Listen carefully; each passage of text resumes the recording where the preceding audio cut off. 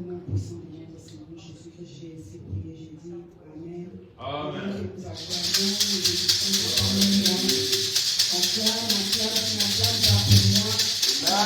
Tes paroles, on est sur la grâce que Dieu a mis en nous.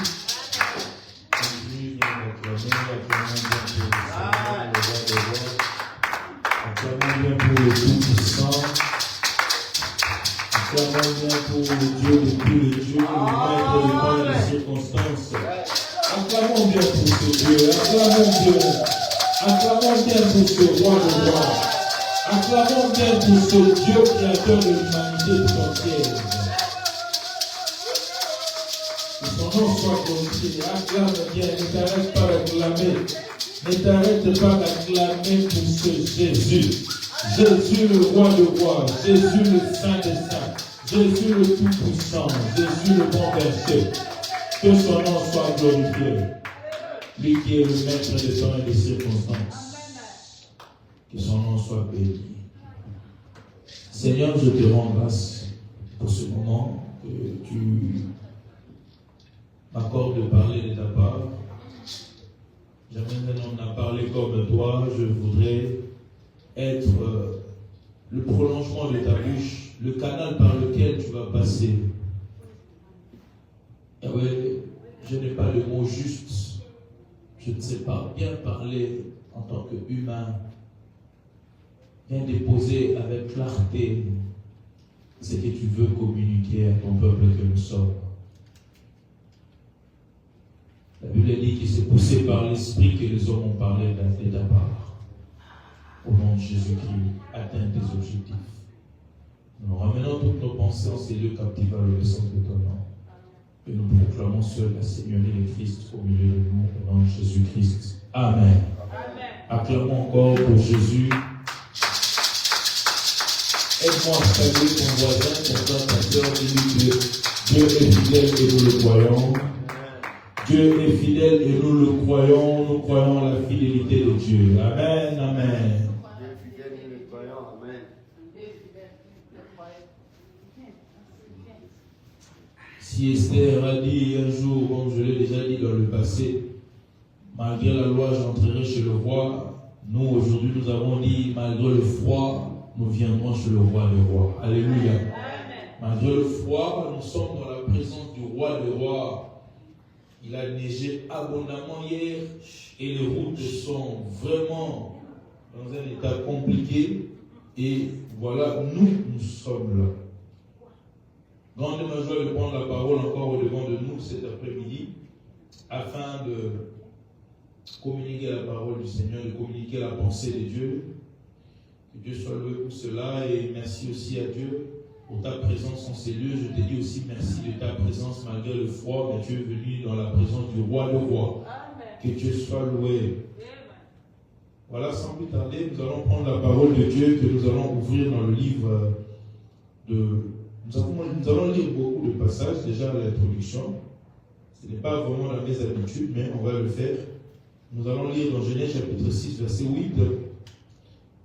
Et nous lirons après dans 1 Corinthiens chapitre 15, verset 3 à 10, qui sera vraiment notre verset de base. On va s'asseoir un tout petit peu là. 1 Corinthiens 15, 3 à 10. Et ensuite, nous prendrons Psaume chapitre 103, verset 1 à 2. Nous prendrons aussi Psaume 116, 17 à 18. Et nous toucherons deux illustrations par rapport à ce que nous allons développer dans 1 Roi, chapitre 3, 3 à 5, et 1 Roi, chapitre 8, verset 63. Je reprends 1 Roi, chapitre 3, 3 à 5, 1 Roi, chapitre 8, verset 63. J'aimerais vraiment me faire assister par l'ancien Daniel. Si tu peux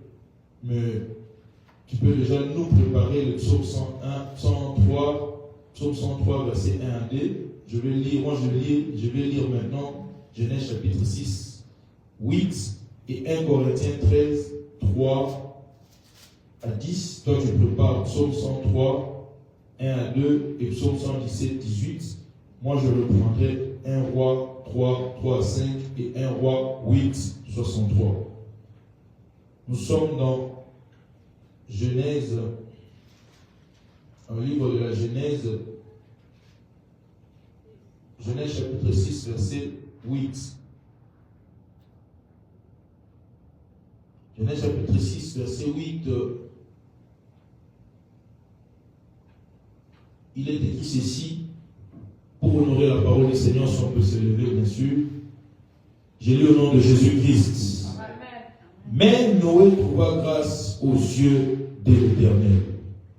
Dis à ton voisin, mais Noé trouva grâce aux yeux de l'Éternel. Répète encore, mais Noé trouva grâce aux yeux de l'Éternel. Gloire à Jésus. 1 Corinthiens chapitre 15, verset 3 à 10. Je vous ai enseigné avant tout, comme je l'avais aussi reçu, que Christ est mort pour nos péchés, selon les Écritures. Il a été enseveli et qu'il est ressuscité le 3e jour, selon les Écritures, et qu'il est apparu à Céphas, puis aux 12. Ensuite, il est apparu à plus de 500 frères à la fois, dont la plupart sont encore vivants. Ensuite, il est apparu à Jacques, puis à tous les apôtres. Après eux tous, il m'est aussi apparu à moi, comme à l'avorton. Dis avec moi, comme à l'avorton. Je continue. Verset 9. Car je suis le moindre des apôtres. Je ne suis pas digne d'être appelé apôtre, parce que j'ai persécuté l'Église de Dieu. Par la grâce de Dieu, je suis ce que je suis, et sa grâce envers moi n'a pas été vaine. Loin de là, j'ai travaillé plus que tous, non pas moi toutefois, mais la grâce de Dieu qui est avec moi. Ainsi donc, que ce soit moi, que ce soit eux, voilà ce que nous prêchons et c'est ce que vous avez cru. Je suis allé jusqu'au verset 11. Ancienne Daniel, psaume 103, 1 à 2.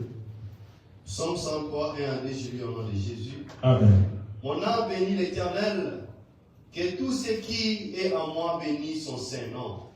Mon âme bénit l'Éternel et n'oublie aucun de ses bienfaits. Ok. Psaume 116, 17 à 18 maintenant. Psaume 116, 17 à 18, j'ai lu au nom de Jésus. Alléluia. J'accomplirai le vœu envers l'Éternel et en présence de tout son peuple. Dans le parvis de la maison de l'Éternel, au milieu de toi, Jérusalem, louez l'Éternel. Amen. Je lis maintenant pour aller finir le 2 passages de 1 Roi chapitre 3, versets 3 à 5. Salomon aimait l'Éternel et suivait les coutumes de David son père. Seulement, c'était sur le haut lieu qu'il offrait des sacrifices et des parfums. Le roi se rendit à Gabaon pour y sacrifier, car c'était le principal de haut lieu. Salomon offrit 1000 holocaustes sur l'autel. À Gabaon, l'Éternel apparut en songe à Salomon pendant la nuit et Dieu lui dit, demande ce que tu veux que je te donne. Chapitre 8, le seul verset 63.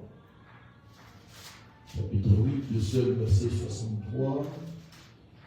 Je suis par la grâce de Dieu. Il est écrit ceci. Salomon immola 22 000 bœufs et 120 000 brebis pour le sacrifice d'action de grâce qu'il offrit à l'Éternel. Ainsi le roi et tous les enfants d'Israël firent la dédicace de la maison de l'Éternel. Acclamons pour la parole de Dieu. Gloire à Dieu. Comme thème cet après-midi, je vous propose ce qui suit, la grâce de Dieu et les actions de grâce à Dieu.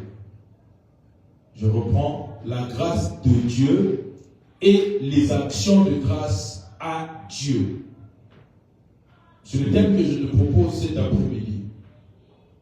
Nous allons donc essayer de parler sur la grâce que Dieu accorde à ses enfants et les actions de grâce que nous allons retourner aussi à ce Dieu-là. Nous prendrons 2 dimanches, nous introduisons aujourd'hui, nous allons toucher beaucoup d'aspects et le dimanche prochain, nous irons clôturer selon la pensée du Seigneur.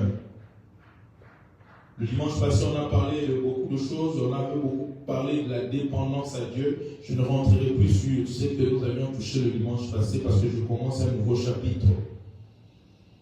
Dans Genèse chapitre 6, verset 8, que nous avions lu, c'est l'histoire de Noé. Noé qui a trouvé grâce devant la face de Dieu. Après le déluge, nous le savons, l'iniquité qui s'était accrue dans le monde, Dieu s'était décidé de détruire le monde à cause du péché. Et seul Noé avait trouvé grâce devant la face de Dieu et Noé avait été mis à part. Noé avait construit une arche et il s'est retrouvé avec sa famille, sa femme, ses 3 enfants et ses 3 belles-filles. Ils sont tous entrés dans l'arche ainsi que les animaux. Noé était donc mis à part. Et nous l'avons déjà dit ici dans le passé que dans la Bible, la première fois où on cite le mot grâce, c'est dans ce chapitre 6 du livre de la Genèse, au verset 8. C'est la première fois qu'on parle de la grâce. Et le contexte dans lequel on parle de la grâce, c'était le contexte du déluge. Tout le monde était en train de mourir, mais Dieu permet que Noé soit mis à part avec sa famille. On comprend que la notion de la grâce est une notion de mise à part aussi. Amen. Dans 1 Corinthiens chapitre 15, verset 3 à 10, là maintenant c'est l'apôtre Paul qui est en train de parler. L'apôtre Paul est en train de parler de lui-même par rapport à sa marche avec le Seigneur. Paul, qui était d'abord appelé Saul de Tarse, lui qui était persécuteur de l'Église.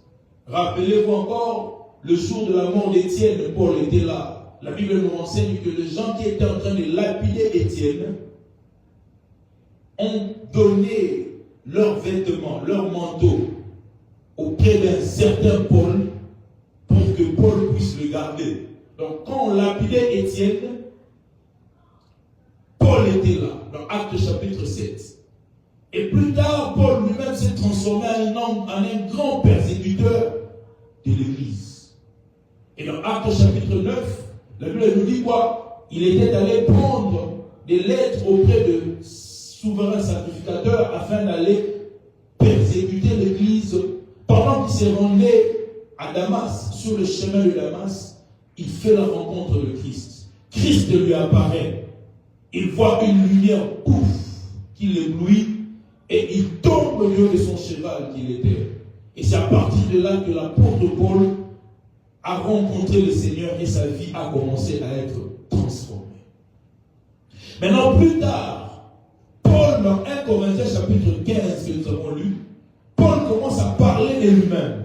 Il commence à se regarder par rapport à ce qu'il était et ce qu'il est devenu. Et il fait encore mention de quoi? Il fait mention de la grâce. Paul, il s'est fait appeler un avorton. Il est dit que moi, je suis un avorton. Un avorton, c'est quoi? Un avorton, c'est comme un enfant prématuré. Un enfant qui est né hors terme. D'ailleurs, le mot qui explique ces termes, en grec, c'est ektroma. C'est qu'on est allé découvrir. Ektroma. Ektroma veut dire que c'est un enfant qui est né hors terme, hors du temps. Et nous savons tous les enfants qui naissent de manière prématurée, ce sont des enfants qui sont très fragiles, surtout à la naissance. Moindre faux pas, moindre négligence de tels enfants meurent facilement. Et Paul se considère comme étant un prématuré dans les choses de Dieu. Et si vous lisez ce texte de 1 Corinthiens 15, Paul est en train de faire allusion à Céphas. Céphas, c'est Pierre, l'apôtre Pierre. Paul fait allusion aux apôtres. Paul fait allusion à Jacques, à qui Jésus a apparu. Et moi, j'irai encore plus loin en disant même que ces gens-là, que Paul est en train de citer ont marché avec Christ. Pierre a été appelé par Christ lui-même. Jacques a été appelé par Christ lui-même. Et le comble dans tout ça, c'est quoi? Les gens que Paul est en train de citer, les Pierre, les Jacques, si vous regardez l'histoire de leur vie, ils étaient dans une vie normale. Par exemple, Pierre n'était qu'un pêcheur. Il était en train de faire sa pêche. Et Jésus est venu. Il a fait de lui son disciple. Quand il le transforme plus tard, il devient pêcheur d'hommes. Mais Pierre comparé à Paul, Paul avant son appel, Paul c'était un persécuteur de l'Église. Il était un persécuteur de l'Église. Paul avant son appel. Mais tandis que Pierre avant son appel, c'était un simple pécheur. Mais il a été appelé par Christ et il a marché avec le Seigneur. Et c'est à Pierre que Jésus a laissé les clés de l'Église. Souvenez-vous encore lorsqu'on parlait de l'Église ici. C'est à Pierre que Jésus a laissé le pied de l'Église. Donc Pierre, c'était un homme que l'on ne pouvait pas négliger. Lui-même, l'apôtre Paul est en train de parler de Pierre. Plus tard, je crois dans Galates, chapitre 2, il cite Pierre, Jacques et Jean en tant que colonne de l'Église. Donc Pierre était un grand monsieur. Maintenant, lorsque Paul parle de lui-même dans 1 Corinthiens chapitre 13, il regarde comment Pierre était grand, lui qui a rencontré Christ, lui qui a marché avec Christ, lui qui a été avec Christ. Mais c'est Christ-là est allé aussi le choisir. Lui qui était persécuteur, lui maintenant Paul qui était persécuteur de l'Église. Christ l'a aussi appelé, Christ l'a aussi choisi pour qu'il devienne l'apôtre que nous connaissons, le grand apôtre Paul. Et maintenant il dit, c'est à cause de quoi? À cause de la grâce. Alléluia. Amen. La grâce de Dieu, lorsque ça intervient dans la vie d'une personne, ça peut te mettre à part. Ça peut te qualifier là où le monde pouvait te disqualifier. Alléluia. Amen. L'apôtre Pierre et l'apôtre Paul. Un important. Paul était en train de réaliser plutôt sa conversion qui a été une conversion tardive. Il était une personne qui était dans l'indignité personnelle vu les persécutions qu'il a fait. Il a fait contre l'Église. Une naissance spirituelle bien aimée qu'il a connue, une naissance spirituelle un peu compliquée. Pas comme tous les autres. Comme je venais de le dire, allez lire Actes chapitre 9. Et maintenant, il fait allusion à la grâce. La grâce de Dieu. Bien aimé, nous aussi, Dieu nous a mis à part. Paul se regarde humble devant le grand.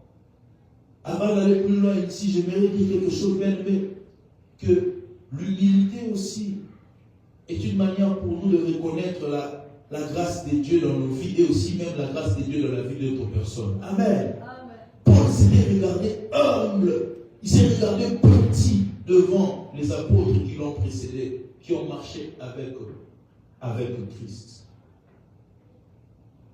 Et dans cette équipe, il parle de Pierre. Même le même Pierre aussi, si vous lisez 1 Pierre chapitre 3, à partir du verset 16 jusqu'au verset 16-17, vous allez voir le même Pierre aussi parle encore de Paul. Il dit Paul là, il écrit des épîtres, des lettres qu'il est en train d'écrire qui sont difficiles à comprendre. Mais il écrit cela de la part de Dieu. Donc même Pierre a cité Paul. Et ici, dans Galates chapitre 2, on voit que Paul aussi est en train de citer Pierre. Ici, je parle de l'humilité tout d'abord avant d'avancer plus loin. Je parle de la grâce, mais on ne peut pas parler de la grâce aussi sans parler de l'humilité. Alléluia. Amen. Que nous puissions nous regarder les uns les autres de manière égale. Et pourquoi pas nous regarder ton frère comme s'il est plus grand que toi? Si le Seigneur Jésus, qui est le Dieu Tout-Puissant, venu sur terre, il s'est accroupi devant ses disciples afin de les laver les pieds. Pourquoi pas moi et toi aussi que nous puissions regarder nos semblables comme s'ils sont plus élevés que nous? Si nous tous, même ici à l'église, dans nos sociétés, nous pouvions vivre en regardant l'autre que non à Natika Mata, qu'il aille de l'avant, qu'il soit le Kumu, il peut nous entendre la route, il pas mieux Mata, soit le Kumu, qu'il est l'Iboso, on serait tous sans conflit, sans problème, inutile dans la société. Comment tu réagis lorsqu'on parle du bien, par exemple, de l'autre? Je rentre sur la grâce. Mais ici, je ne vais que toucher un aspect qui me monte à l'esprit maintenant. Comment tu réagis lorsqu'on parle du bien de l'autre? Lorsqu'on cite de l'autre en bien, on cite de l'autre en bien, ça te fait quoi? Est-ce que tu as du pincement dans ton cœur?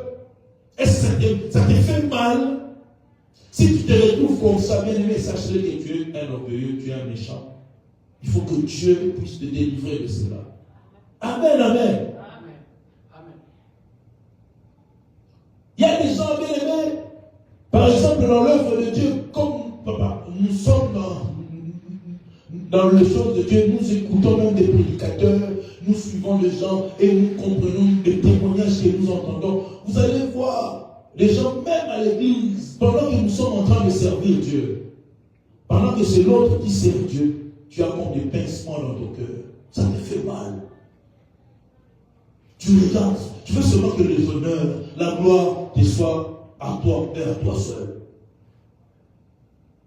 Lorsque par exemple moi le pasteur, par la grâce de Dieu, à vous de juger si je suis humble ou pas, quand je cite le nom de quelqu'un, quand je prêche là, non, papa Daniel, ta prédication là de la fatigue de Jésus, je vais la reprendre un jour.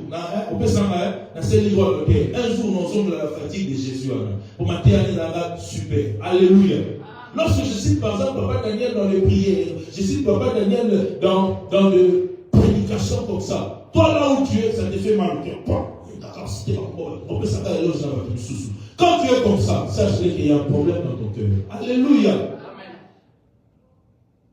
Pierre cite Paul dans 1 Pierre chapitre 3, verset 15 à 16. Il cite Paul dans ses écrits. Et Paul aussi reconnaît Pierre en tant que colonne dans l'église.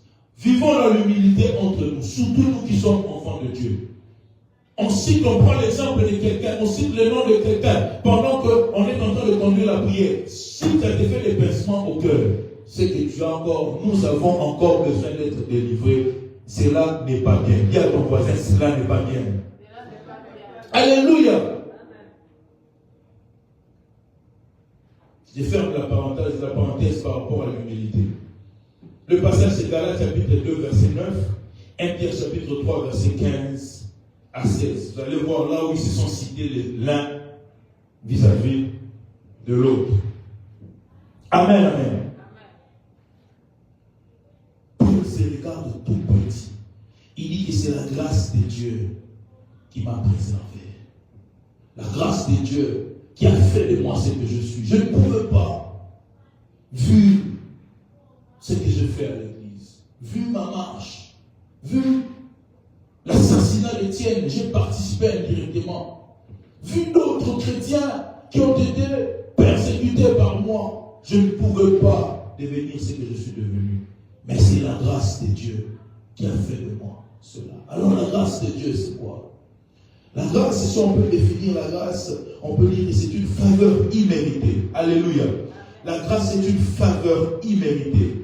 La grâce, c'est encore quoi? La grâce, c'est une notion de la mise à part, le fait d'être mis à part pour Dieu. La grâce, c'est encore quoi? La grâce, c'est quoi? C'est la présence et l'amour de Dieu même dans nos vies, manifesté par Christ. C'est la miséricorde de Dieu, son pardon, la capacité d'accomplir la volonté de Dieu, la grâce de Dieu. C'est une mise à part, c'est la miséricorde de Dieu, c'est la faveur divine. Comme l'a dit un jour, je l'ai suivi dans l'une de ses prédications, le pasteur Emmanuel Bialakio, un grand frère pour moi, un père aussi pour moi. Il a défini la grâce en disant que la grâce de Dieu, c'est quoi? C'est le favoritisme de Dieu. Alléluia. La grâce de Dieu, c'est le favoritisme de Dieu. J'ai aimé cette pensée. Le favoritisme de Dieu. Or, lorsqu'on parle de favoritisme, c'est un aspect beaucoup plus un peu négatif. Parce que lorsqu'une personne vit dans le favoritisme, cela veut dire qu'elle est en train de pousser, de pousser vers l'avant des personnes incapables, des personnes incompétentes, mais tu es en train de les favoriser. Le favoritisme. Mais lorsque Dieu s'élève dans sa souveraineté, dans son amour, il applique aussi cela. Regarde combien tu étais incapable. Mais Dieu a permis que tu sois sélectionné, que tu sois qualifié. Alléluia. Le favoritisme de Dieu. Regarde combien sont morts au courant de cette année. Depuis que l'année avait commencé, depuis le 1er janvier jusqu'à ce jour, nous sommes le 14 décembre. Combien sont appelés parmi les morts? Mais Dieu t'a accordé son favoritisme. Alléluia. Waouh. Bien aimé, vous savez, au boulot où je suis, par la grâce de Dieu, il y a de là quelques temps, il y avait des Ouest Africains qui sont venus travailler avec nous. Et parmi eux, il y avait un qui avait un nom. Je ne veux pas citer son nom ici, parce que nous sommes suivis online. Mais Dieu seulement m'a enseigné quelque chose pour reconnaître combien Dieu, de fois, il exerce son favoritisme sur les gens de manière souveraine. Prenons, je donne son nom, par exemple, Aboubakar, même si son nom ce n'était pas Aboubakar. Il est venu travailler avec nous avec le nom d'Aboubakar. Mais en réalité, ce n'était pas son vrai nom.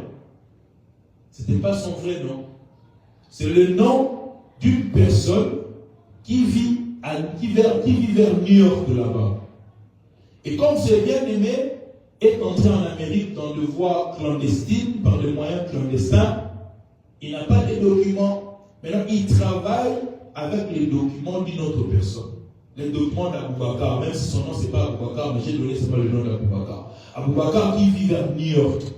Il se fait que ce bien-aimé-là avec qui nous travaillons, nous l'avons connu seulement au nom de Aboubakar. On l'appelait Aboubakar, Aboubakar, Aboubakar.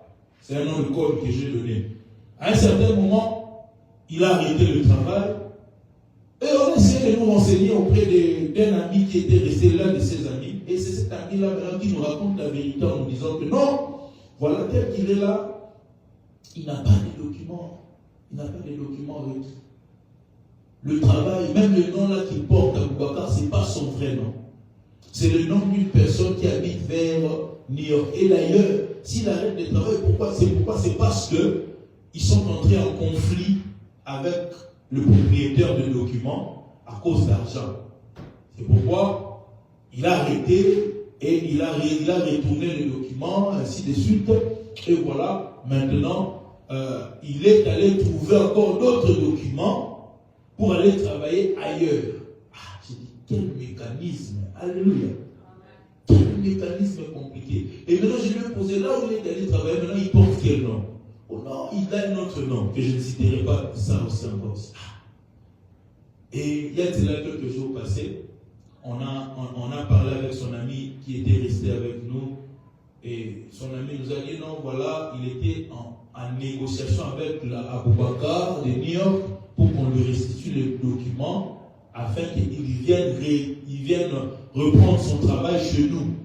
Et sa négociation avec Aboubakar a abouti et il a maintenant négocié avec les managers au boulot pour qu'il retourne chez nous parce que là où il est allé travailler avec un autre nom, ça ne marche pas, il gagne un peu d'argent, il veut rentrer là où nous travaillons. Donc demain lundi, selon les informations que nous avons, il vient reprendre le travail avec nous. Donc quand il reviendra encore avec le nom de Aboubakar. Alors que ce n'est pas son vrai nom. Mais toi, tu es venu en Amérique. Moi, nous tous, dès que nous sommes là, nous sommes venus en Amérique. Nous portons le nom de notre naissance. Moi, ma maman est là. On m'a donné le nom de Nouria Kula Manoka. Depuis l'enfance, j'ai fait mes examens d'état tout. Jusqu'à venir en Amérique, c'est le même nom que je porte. Et je suis venu par une voie légale et normale. Qu'est-ce que j'ai fait pour mériter cela? Rien du tout. Ce n'est que le favoritisme de Dieu. Alléluia. C'est même aussi pour toi. Voilà un sujet pour lequel tu peux commencer à glorifier Dieu. Commencer à dire merci à Dieu. Un jour, on était en train de regarder les gens de fois qui viennent en Amérique en faisant le pied, en passant par le Brésil pour arriver jusqu'ici. Quel chemin compliqué. Alléluia. Mais toi et moi, nous sommes en Amérique, nous sommes venus calmement par la grâce de Dieu et nous sommes bien intégrés. Et parmi nous-mêmes, il y a des ceux qui ont déjà changé de nationalité, qui ont pris la nationalité américaine. Ce n'est que la grâce de Dieu. Alléluia. Tu n'as pas mérité, nous n'avons pas mérité cela. Dis à ton voisin, je n'ai pas mérité cela. Ce n'est que la grâce de Dieu. Regarde un peu ta propre vie au courant de cette année, depuis le mois de janvier, depuis le 1er janvier, jusqu'à ce jour. Combien sont morts? Combien se sont retrouvés sur les lits des hôpitaux? Mais toi, peut-être que tu n'es pas allé à l'hôpital. Peut-être si tu es allé à l'hôpital, c'était seulement pour une consultation de routine. Même si tu étais allé à l'hôpital, mais tu es allé et tu es retourné en bonne santé, tu es là en train de me regarder. C'est un sujet pour lequel on doit dire merci à Dieu. C'est une grâce que Dieu nous a accordée. Alléluia. Combien ont perdu des enfants au courant de cette année? Il y a de ceux-là qui parmi nous ici, ton enfant, s'il est allé à l'hôpital cette année, c'était seulement pour une consultation de routine. Pour une consultation de routine. Parce qu'il avait un rendez-vous avec le médecin en date telle, tu l'as amené à l'hôpital. Mais il y a de ceux-là qui sont dans les soins intensifs avec les enfants. Il y a de ceux-là qui sont en train d'acheminer leurs enfants dans le frigo parce que leurs enfants sont morts. Mais toi et moi, nos enfants sont là en bonne santé et en vie. C'est de la grâce de Dieu. Amen, amen. La grâce de Dieu. On n'a pas mérité cela. On n'a pas mérité cela. La grâce de Dieu. La mise à part. La mise à part qui vient de notre Dieu. Gloire au Seigneur Jésus-Christ.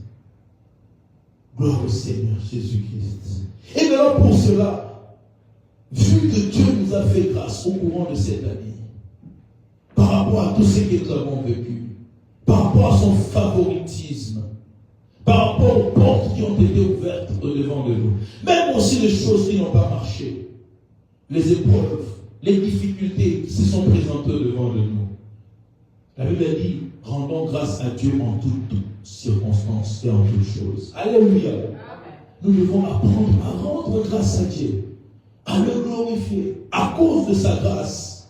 Parce que lorsque, bien aimé, on retourne à Dieu des actions de grâce par rapport à la grâce que l'on a obtenue, c'est comme si on est en train de travailler dans un cycle fermé.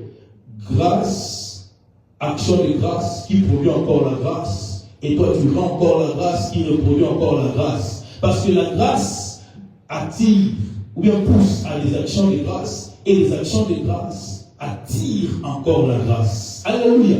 C'est un cycle fermé. Quand Dieu te donne un bon travail, Dieu te donne même une bonne santé, te protège durant toute l'année, tu dois apprendre à rendre des actions de grâce à Dieu. Les actions de grâce. Alors, quand on parle des actions de grâce, les actions de grâce, c'est quoi? Les actions de grâce, c'est une attitude, des gratitudes que nous devons avoir vis-à-vis de notre Dieu. Regardons, passons en revue toute l'année. Tu as fait un accident, mais tu n'es pas mort. Ah oui, il y a des gens qui ont fait des accidents. Ma femme a connu un accident au courant de cette année, mais elle en est sortie indemne. Gloire à Dieu. Alléluia. Nous devons rendre grâce à Dieu par rapport à cela. Nous roulons sur le highway pratiquement chaque jour ici. Et on y va, on y rentre. Hier, dans la prière online, maman Foule était en train de nous dire, pendant qu'elle était en route, elle a vu des voitures qui sont sorties de voie et qui sont allées se cracher. Ça et là. Mais toi, peut-être aussi que tu as roulé sous la neige. Mais tu as quitté la maison, tu es arrivé à destination et tu es rentré à la maison en bonne santé. Tu dois rendre grâce à Dieu pour cela. Alléluia. Les actions de grâce. Aujourd'hui, la neige est encore là, même si on a balayé les grandes voies, les grandes artères. Mais la neige est encore là. Pendant que vous étiez en train de venir, j'ai senti comment la neige m'a tiré quelque part. J'ai dit, ok, béni. Et par la grâce de Dieu, j'ai bien amorcé cela. Jusqu'à arriver ici. C'est une grâce que Dieu m'a accordée parce que je suis bien là, on a boum. Et comme on m'a appelé. Mais Dieu n'a pas permis cela. Alors on doit rendre grâce à Dieu pour ses bienfaits. Regarde maintenant, depuis le mois de janvier, ce que Dieu a fait en ta faveur. Son amour et sa miséricorde pour toi. Nous devons avoir une attitude de reconnaissance à Dieu. Une attitude de foi vis-à-vis de Dieu. Les actions de grâce, ce sont des attitudes de foi. C'est une attitude de foi. Une personne qui a l'habitude de rendre grâce à Dieu, c'est une personne aussi qui a la foi en ce Dieu-là, qui croit que sans Dieu dans sa vie, il est foutu. Il n'y a que Dieu qui est au-dessus de tout nom. Tout ce que j'ai reçu dans ma vie, il n'y a que Dieu qui est au centre de toutes choses. Rendons grâce à Dieu. Ayons cette attitude de gratitude.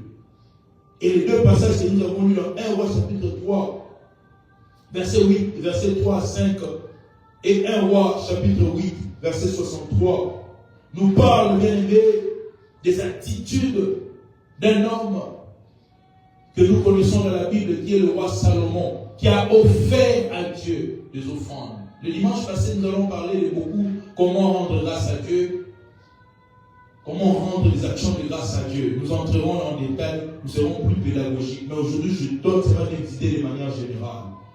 Le roi Salomon a offert à Dieu des sacrifices d'action de grâce. Sacrifice d'action de grâce. Parce que rendre grâce à Dieu, tu peux le faire par la parole. On en parlera le dimanche passé. Par des paroles. Et par des chants. Par des cantiques. Et par des actions. Par des actions concrètes. Et ici, Salomon, bien aimé, nous fait comprendre quelques leçons fondamentales par rapport aux offrandes qu'il a eu à donner à Dieu. La première leçon, on comprend que Salomon aimait l'Éternel, parce qu'on l'a lu. J'aimerais le relire encore. 1 Roi chapitre 3, à partir du verset 3. La Bible dit ceci. Salomon aimait l'Éternel et suivait les coutumes de David, son père. Je m'arrête là. Salomon aimait l'Éternel. Voilà une attitude majeure qui entre en ligne de compte pour manifester de la gratitude vis-à-vis de Dieu. Apprendre à aimer Dieu. Quand on aime, on donne.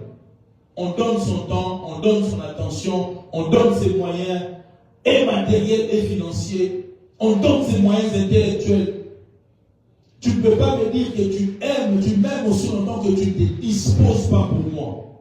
Tu ne peux pas me dire que tu m'aimes aussi longtemps que tu ne me donnes pas ce que j'ai besoin, ce que je désire. L'amour s'accompagne toujours dedans. Comme un homme a dit, l'amour n'existe pas, il n'existe que des preuves d'amour. Alléluia. Amen. Salomon aimait l'Éternel, son Dieu. C'est pourquoi, bien aimé, il a offert à Dieu des holocaustes, des taureaux, des brebis, des choses de valeur.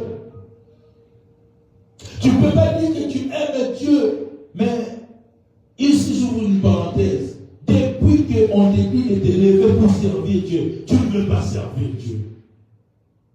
Ton amour pour Dieu. Alléluia.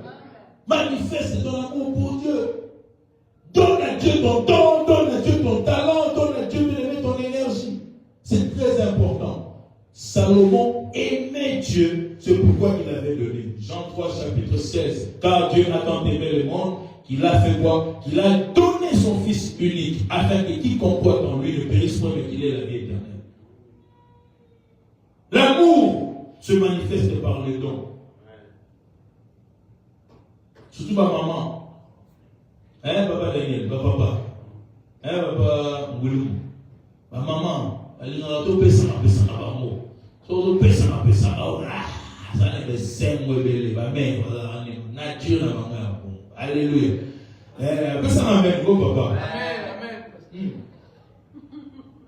Pesa, vous allez vous allez flamboter. Il faut pesa, ma maman. La les parenthèses, l'année prochaine, dans l'atelier familial. Il y a beaucoup de choses qu'on est en train de préparer. Atelier familial, j'annonce cela déjà l'année prochaine pendant la période de Samuel. On aura un temps merveilleux pour la gloire de Dieu. Alléluia. Amen. Salomon aimait Dieu. Deuxième leçon, Salomon suivait la coutume de son père David. On l'a lu. Salomon était en train de suivre la coutume de son père David. Donc, c'est son père David qui l'avait initié en ce qui concerne les dons, le donner. Nous qui sommes parents aujourd'hui, bien aimés, apprenons aussi à nos enfants à donner des offrandes, à donner des actions de grâce à Dieu. Lorsqu'on vient à l'église comme ça, cherche à faire tenir à tes enfants, ne fût-ce qu'un billet de $5, ou encore au moins $1, si on peut le dire, que l'enfant apprenne déjà, pendant qu'il est petit, que lorsqu'on va à l'église, on ne va pas les mains vides. Salomon suivait les coutumes, bien la coutume de son père David. On l'a lu dans la parole de Dieu. Salomon aimait l'Éternel et suivait les coutumes de David, son père. Inculquons à nos enfants déjà la notion de donner. Soyons des modèles pour nos enfants en ce qui concerne les donner. Donnons de quoi donner à nos enfants et de quoi qui sera consistant aussi. Souvenez-vous encore de Elkana, le père de Samuel. Lorsqu'il montait au temple, à l'époque où Anne était encore stérile, la Bible dit quoi? Il donnait des portions, même si à Anne, il donnait des portions doubles, mais il donnait à Pénina et à ses enfants aussi de quoi donner au temple. Inculquons nos enfants à donner. Tel qu'ils sont à l'école là, on leur donne de l'argent pour donner des offrandes. Ils apprennent cela déjà. Moi, chaque dimanche, mes enfants, ils viennent déjà me déranger. Papa, l'argent des offrandes. Papa, l'argent des offrandes. Je fais déjà de mon mieux. Les samedis, quand je suis dans mes courses, je vais à la banque, je fais déjà sortir des billets adéquats que je vais donner à mes enfants. Par la grâce de Dieu. Le minimum, $5. C'est une alliance que j'ai faite avec mon Dieu. Ils sont 4. Le minimum, $5 à mes enfants. Qu'ils apprennent à donner déjà. Parce qu'ils savent distinguer que ça c'est $1, $5, ainsi de suite. Alléluia. Troisième leçon, donner à Dieu aussi des choses de valeur. Des choses qui coûtent. Donner à Dieu par rapport à ce qu'il a fait dans ta vie. Salomon a reconnu que il est assis sur le trône après son père David. Et pour cela, il fait quoi? Il donne des holocaustes. Il fait des holocaustes à Dieu. Il donne des choses de valeur. Et la Bible nous enseigne que même le jour de la dédicace du temple, il offre à Dieu de brebis, des holocaustes, de taureaux. Bien-aimé dans le Seigneur. J'ai essayé de faire des calculs. Un taureau coûte en moyenne $5,000. $5,000. Et Salomon a donné 1000 taureaux à Dieu. Si nous prenons $5,000 aujourd'hui, on essaie un peu d'estimer la valeur de ce que Salomon avait donné à Dieu. Si nous prenons $5,000 multipliés par 1000, ça nous donne combien? Ça nous donne 5 millions de dollars. J'ai dit 5 millions de dollars. C'est pratiquement ce que Salomon avait donné à Dieu. Je l'ai déjà dit ici dans le passé, bien aimé. $1 million. Est-ce qu'on se souvient encore de ça? $1 million. Si on te donne, si on te donne seulement $1 million, 1 million, pas 2, pas 3, 1 million. Et que chaque jour, tu ne dépenses que $100, $100 pour terminer les $1 million. Tu sais, ça va te prendre combien d'années? Ça va te prendre 27 ans. Faites des calculs, vous allez voir. Ça va te prendre 27 ans. Si tu as $1 million et que tu dépenses seulement $100 par jour, tu ne vas pas au-delà. Ça te prendra 27 ans et quelques semaines, mais quelques mois pour que les $1 million finissent. Et j'essaie un peu de faire les calculs de moyenne. Admettons que ton foyer, ta maison, toutes les dépenses réunies, mortgage, électricité, eau, assurance véhicule, ainsi de suite, tel que nous vivons ici en Amérique. Manger, boire, imprévu. Admettons que par mois tu dépenses $4 500. Est-ce qu'il y a des gens qui dépensent $4 500 le mois, englobant toutes les dépenses mensuelles? Est-ce qu'il y a des gens qui sont ici qui dépensent de telles sommes d'argent? Je crois que ça sera difficile. Mais prenons $4 500. Si tu dépenses $4 500 le mois, en une année, ça va te prendre comme une bagatelle de $54 000. Maintenant, si tu prends $1 million tu divises cela par 54 000 $. Ça te donne combien? Ça te donne 20, et quelques. Cela veut dire que, tel que nous vivons là, hein, Papa Daniel, si on te donne $1 million, tu peux rester 20 ans. Tu peux rester 20 ans, tu ne travailles pas. Tu croises les bras. Tu vas bien vivre. À moins que tu ailles au-delà. Parce que l'appétit vient toujours en mangeant. Comme on le hôtel, des luxe, on va faire une année, on commence à la folie. Et comment la dépense va exagérer. Mais si tu restes seulement à 4 500 $ le mois, pour que tu finisses $1 million, ça te prendra 20 ans et quelques poussières de semaines ou de mois. Prenons seulement 20 ans. $1 million. Ne vous vivez pas. Au foutu mort, au foutu courant, au foutu d'arbre, au foutu nyonso. $1 million. Salomon offre à Dieu presque 5 millions. Beaucoup d'argent. Et si j'ouvre une parenthèse, des fois dans notre pays là-bas au Congo, on entend de détournement de fonds, de 400 millions, de 300 millions, de 20 millions, de 50 millions, 500 millions de $ qui se font dilapider comme ça dans les constructions des aéroports, construction de je ne sais pas quoi. Et des fois, les Occidentaux, quand ils nous regardent, des fois, ils disent ces gens-là, ce sont pratiquement de fous. Vous voyez un peu, $1 million, combien ça peut nous prendre pour arriver à finir cela? Combien de temps ça peut nous prendre pour arriver à consommer cela? Là, c'était une parenthèse que j'avais ouverte, que je referme. Qu'est-ce que je veux nous faire voir? Que Salomon a eu à offrir à Dieu des choses de valeur. Des choses de valeur. Pratiquement 5 millions de $. Pratiquement. Et Dieu veut nous apprendre, bien aimé, à offrir à Dieu aussi des choses de valeur. Regarde combien Dieu a été bon au courant de cette année. Ne regarde pas seulement à ce que tu n'as pas eu. Ne regarde pas seulement à ce que tu as raté, à ce que tu as manqué. Mais regarde quand même à ce que Dieu t'a donné, le souffle de vie. Comme Maman Pamela, en nous conduisant la prière ici, elle nous a dit de louer l'Éternel pour le souffle de vie. Un chien vivant vaut mieux qu'un lion mort. Qu'est-ce que tu vas offrir à ton Dieu au courant de cette année, au courant de cette fin d'année? Nous nous apprêtons pour finir l'année civile. Dans quelques jours, tu dois commencer à prêter une action de grâce à ton Dieu pour ses bienfaits. C'est incalculable. Alléluia. Et lorsque vient le Seigneur, on donne à Dieu, on offre à Dieu des actions de grâce par rapport à ses bienfaits. Je venais de le dire, c'est comme un cycle fermé. Grâce, Dieu t'accorde la grâce et toi tu retournes à Dieu les actions de grâce et Dieu fait encore quoi? Dieu ouvre encore une autre brèche de la grâce. C'est un cycle fermé. La grâce de Dieu, action de grâce à Dieu, ça engendre encore la grâce de Dieu.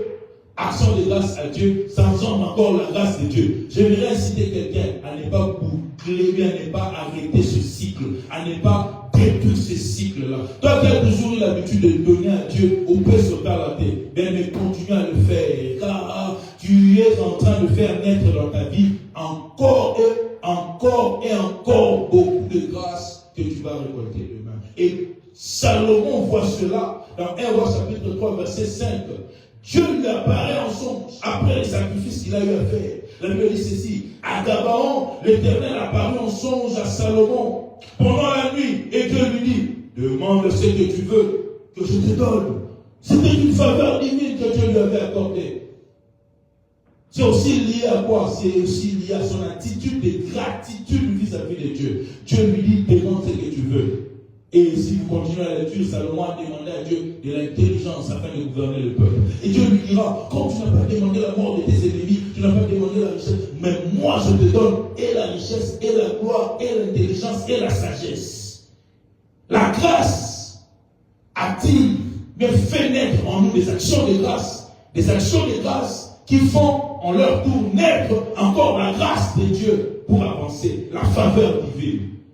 Toi qui t'apprêtes à rendre grâce à Dieu, au travers même de cet enseignement et de ce message, que Dieu puisse encore ouvrir le ciel en ta faveur, afin que tu vives de grâce et de grâces multiples. Pour aller finir, lisons Luc, chapitre 17. Le dimanche prochain, nous allons toucher d'autres aspects, expliquer les manières, les attitudes, tout ça, à rendre grâce à Dieu. Luc, chapitre 17, versets 11 à 19. Luc 17, 11 à 19. Dans ma Bible, ici, le thème, le titre qu'on a donné à ce passage, c'est « Guérison de 10 lépreux ». J'ai lu au nom de Jésus-Christ. Jésus se rendant à Jérusalem, passait entre la Samarie et la Galilée. Dis avec moi, Jésus passait entre la Samarie et la Galilée. On va revenir sur ça. Comme il entrait dans un village, 10 lépreux vinrent à sa rencontre. Se tenant à distance, ils élevèrent la voix et dirent, Jésus, Maître, aie pitié de nous. Dès qu'il les eut vus, il leur dit, allez vous montrer au sacrificateur. Et pendant qu'ils y allaient, il arriva qu'ils furent guéris. L'un d'eux, se voyant guéri, revint sur ses pas, glorifiant Dieu à haute voix. Il tomba sur sa face, aux pieds de Jésus, et lui rendit grâce. C'était un Samaritain. Jésus, prenant la parole, dit, les 10 n'ont-ils pas été guéris? Et les 9 autres, où sont-ils? Ne s'est-il pas trouvé que cet étranger ne s'est-il trouvé que cet étranger pour revenir et donner gloire à Dieu? Puis il lui dit, lève-toi, ta foi t'a sauvé. Alléluia. L'histoire de 10 lépreux. Ils ont fait la rencontre de Jésus en cours de route. Ils crient à Jésus et Jésus leur dit, allez vous présenter devant le sacrificateur. Et en cours de route, ils constatent qu'ils étaient guéris. Parmi les 10, il n'y a eu qu'un seul qui est rentré pour dire merci à Jésus, pour glorifier Dieu. C'est une attitude de gratitude, de remerciement à Dieu. Mais quand je lisais ce passage, j'ai compris une chose, bien aimé. Beaucoup d'entre nous ici, peut-être que nous sommes endettés de Dieu. Vous serez d'accord avec moi que Jésus est Dieu. Amen. Nous le disons, nous le confesserons toujours que Jésus est Dieu. Nous n'avons pas le temps pour lire certains passages qui confirment la divinité de Dieu. Mais nous le savons qu'il est Dieu, nous le confirmons. Et j'aime aussi un passage qui dit dans Actes chapitre 10, verset 38. Toi qui es serviteur de Dieu, je te donne ce passage. La Bible dit ceci, dans Actes 10, 38. Nous savons comment est-ce que Dieu a oint d'esprit et de force Jésus-Christ de Nazareth, qui allait de lieu en lieu, faisant du bien aux gens et guérissant tous ceux qui étaient sous l'empire du diable, car Dieu était avec lui. Une parenthèse, serviteur de Dieu, si tu as un service, tu veux aller faire, parmi les passages, que tu peux aussi commencer à prier pour ça. Seigneur, oins-moi comme tu avais oint Jésus de force et d'esprit, parce que je vais aller te servir. Comme Jésus était oint d'esprit et de force, Père, oins-moi au nom de Jésus. J'ouvre la parenthèse et je la referme au nom de Jésus-Christ. Maintenant, on comprend quoi? Que Jésus n'était pas un homme statique. Il ne restait pas longtemps en un lieu. Lisez les Écritures, vous allez voir. À plusieurs reprises, on cherchait à le tuer, à l'arrêter. Pouf, il s'est dissimulé. Pouf, il s'est gardé. Donc, il ne restait pas longtemps. Il allait de lieu en lieu. Et on a lu ici au début de ce passage de Luc chapitre 17 qu'il était en train de faire quoi? Il passait pour aller à Jérusalem. Il passait par la Judée et la Galilée. Donc, il était de passage.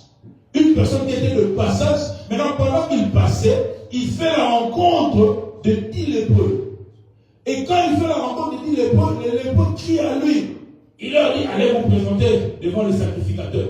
On n'entre pas trop là-bas pour expliquer la loi mosaïque par rapport aux sacrificateurs concernant les lépreux, concernant la guérison des malades. On n'entre pas trop là-bas parce qu'on n'a pas assez du temps. Et ces 10 lépreux, lorsqu'ils partent, ils se retrouvent être guéris, mais un seul rentre. Je me suis posé la question. Jésus qui était de passage, Jésus qui avait l'habitude d'aller de lieu en lieu. Donc il était comme un nomade. Il a même dit lui-même quelque part, il a dit, le Fils de l'homme n'a pas où reposer sa tête. Il n'avait même pas de maison. Une personne qui s'est promenée de lieu en lieu, mais lorsque les lépreux retournent pour aller lui dire, de lui faire voir qu'il a été guéri, il trouve Jésus. Donc apparemment Jésus n'avait pas fait de mouvement. Alléluia.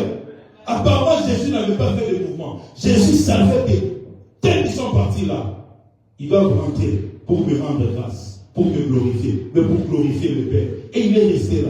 Il s'est positionné. Lui qui était de passage, certainement il a arrêté son cortège. Certainement le Pierre, les Jean, les Jacques qui étaient autour de lui disaient, mais maître, la Bible ne le dit pas, là je commande. Mais maître, qu'est-ce qu'il y a? Pourquoi tu t'arrêtes comme ça? Il savait ce qu'il faisait. Il s'était arrêté en train d'attendre le lépreux revenir. Mais il y a eu un seul qui est revenu pour témoigner sa gratitude. Qu'est-ce que je veux vous dire ici? Bien-aimé, chaque fois que Dieu nous fait du bien, Dieu nous attend retourner pour lui dire merci. Alléluia. Regarde combien de fois où tu es resté sans dire merci à Dieu, sans lui rendre grâce d'une manière comme d'une autre par rapport à un bienfait qui t'a accordé. Dieu est là en train d'attendre. Dieu le voit, il attend. Allez lire le livre des Juges. Vous allez voir à plusieurs reprises comment est-ce que Dieu est en train d'attendre Gédéon. Oh, attends-moi ici, je vais aller préparer quelque chose pour toi. Il vient avec une offrande, un sacrifice. Attends-moi ici, dis-moi un peu par rapport au poison, que la terre soit sèche et que la toison seule soit mouillée. Et ça s'est fait. Non, vraiment, s'il te plaît, encore aujourd'hui, Dieu le voit, il est là, il attend. Et en cette fin d'année, Dieu est en train de nous attendre, venir lui remercier. Et que cette culture aussi, des actions de grâce, devienne une culture normale. Pas seulement pour la fin d'année. Tu es né, tu tombes un peu malade, Dieu te restaure. Seigneur, je te rends grâce, je te dis merci parce que tu m'as restauré. Mais Dieu te donne une promotion au travail, une porte s'ouvre. Mais viens, rends grâce à Dieu. Dieu te fait du bien, mais rends grâce à Dieu. Tu peux rendre grâce à Dieu. Le dimanche prochain, on parlera des moyens de rendre grâce à Dieu. Tu peux rendre grâce à Dieu avec une offrande. Mais tu peux aussi te lever seulement pour lui dire, Seigneur, merci. Tu le loues, tu l'adores, tu chantes pour lui. Parce qu'il aime entendre cela. Alléluia. Il attend que nous nous rendons grâce. Et en cette fin d'année, sois comme ce lépreux qui va retourner auprès de ton maître, qui est le Seigneur Jésus, pour lui rendre grâce par rapport à tout. Par rapport à tous les bienfaits qu'il t'a accordé, ainsi qu'à toi, ainsi qu'à ta famille plutôt. Que le Seigneur bénisse sa parole au nom de Jésus-Christ de Nazareth. On va prier, on va élever nos voix et bénir le Seigneur. Bénis Dieu là où tu es au nom de Jésus. Bénis-les pour cette parole. Bénis-les pour cette parole. Bénis-les pour cette parole. Dieu veut préparer nos cœurs. Nous finissons l'année bientôt là, bien sûr, bien aimé. Mon frère, ma soeur, bientôt là, nous finissons l'année. Dieu veut préparer déjà ton cœur. Quand je parle de l'action de grâce, bien aimé, ce n'est pas forcément de bien en nature ou en espèces. C'est seulement un cœur de reconnaissance, un cœur de gratitude, un cœur de gratitude, un cœur de gratitude, un cœur de gratitude accompagné de la foi et la foi vraie, la foi sérieuse à ces dieux-là. Seigneur. Dieu veut déjà te préparer à être reconnaissant, à être dans la gratitude. Dis à Dieu, je veux être cette personne-là avec un cœur reconnaissant par rapport au bien que tu m'as fait, par rapport à tes bienfaits incommensurables. Commence déjà même à le bénir au travers de ta voix. Commence à lui dire merci. Regarde au courant de l'année combien de bienfaits que Dieu t'a accordé, combien de grâces qu'il t'a accordé, combien de grâces. On a des témoignages. Nous viendrons témoigner même le 31 décembre, même le dimanche prochain. Mais commence déjà à bénir le Seigneur par rapport à ses bienfaits incommensurables. incommensurable. Pour les lépreux, on a compris que le Christ s'était arrêté. Il voulait voir les lépreux revenir pour lui dire merci. Et pour toi aussi cet après-midi, le Christ, Dieu s'est arrêté. Il est là en train d'attendre de venir le rendre grâce. En cette fin d'année, le Seigneur dit à Dieu, dispose seulement mon cœur. Je veux disposer mon cœur. Je veux disposer mon cœur à te rendre grâce comme il se doit. Et s'il faudrait offrir à Dieu des offrandes, des sacrifices, mais dispose seulement ton cœur. Comme le roi Salomon. Je veux être comme le roi Salomon. Je veux être comme le roi Salomon. Je veux être comme le roi Salomon. Au nom de Jésus, au nom de Jésus, au nom de Jésus, au nom de Jésus-Christ de Nazareth. Laisse que ton nom soit glorifié. Toi, le Dieu de tous les dieux, Père éternel Dieu. Yahweh, merci pour cette parole. Ça vient déjà disposer nos cœurs, Yahweh. Nous sommes à pratiquement 17 jours pour que l'année finisse. Tu veux que, Père, nous puissions passer en revue combien tu as été bon pour nous durant toute cette année. Nous n'allons pas regarder à ce que nous avons manqué d'avoir. Non, nous regardons surtout à ce que tu nous as donné. À ce que tu as fait pour nous. Même à ce que nous avons manqué d'avoir, Papa, nous allons toujours continuer à te rendre grâce. Nous allons continuer à te glorifier pour cela. Nous avons confiance en toi. Papa, par le Saint-Esprit, je te demande de disposer nos cœurs à être comme ces lépreux. Toute le foi de nos vies où nous allons vivre tes bontés et ta main puissante. Tout ce qui est de l'incrédulité, tout ce qui est de mauvaises pensées, tout ce qui est de l'avarice, en cette fin d'année, je viens le clouer au bas de la croix de Christ. Je lève seul la Seigneurie de Christ dans le cœur de tout un chacun dans cette église. Nous voulons être un peuple plongé, naviguant dans la gratitude. Dans la gratitude. Oui, Dieu insiste dans mon cœur pour te parler, toi mon frère, ma soeur. Gratitude à Dieu. Gratitude à Dieu. Oui, il y a eu beaucoup que tu as manqué d'avoir, mais il y a eu aussi beaucoup que Dieu t'a donné. Déjà le souffle de vie, la gratitude à Dieu. Ne soyons pas des ingrats. Ne soyons pas des ingrats devant ce Dieu. Merci Père de disposer nos cœurs. Merci encore de nous avoir parlé. Au nom de Jésus-Christ, nous avons ici prié avec action de grâce et nous disons Amen. Acclamons le roi des rois. Nous laissons la parole à Papa Daniel.